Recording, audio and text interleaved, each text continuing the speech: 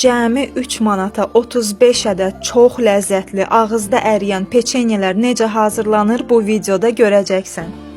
250 qram yumuşaq möcüzə yağı götürmüşəm. Hal-hazırda Bravoda endirimdədir, qiyməti 1 manatdır. Üzərinə 200 ml qatılaşdırılmış süd əlavə etdim. Bu süd də hal-hazırda Obada endirimdədir. 500 ml-si qiyməti cəmi 2 manatdır. Mən isə bu videoda cəmi 200 ml-sindən istifadə etdim. Yəni 1 manatda bunu hesablayaq. Sonda da 500 qram un və 1 paket qabartma tozu əlavə etdim. Un da ən ucuz unlardandır. Obada kilo ilə satılır. Kilosu 1 manatlıq unlardan. Yəni yarım kilosunu da burada 50 qəpik kimi hesablayaq. Bu qədər dostlar, ələ yapışmayan çox gözəl bir xəmir alınır.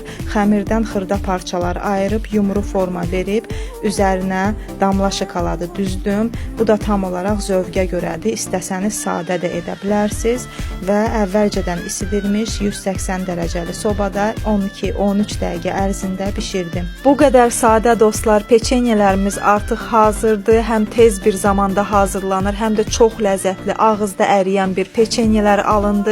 İnanıram ki, siz də hazırlasaz çox bəyənəcəksiniz. Marketdən bu qiymətə 5-6 dənə peçenye almaqdansa özünüz evdə hazırlayın. Həm ləzzətlidir, həm də çox sərfəli. Əgər videomu bəyəndinizsə like edib abunə olmağı unutmayın. Hələlik.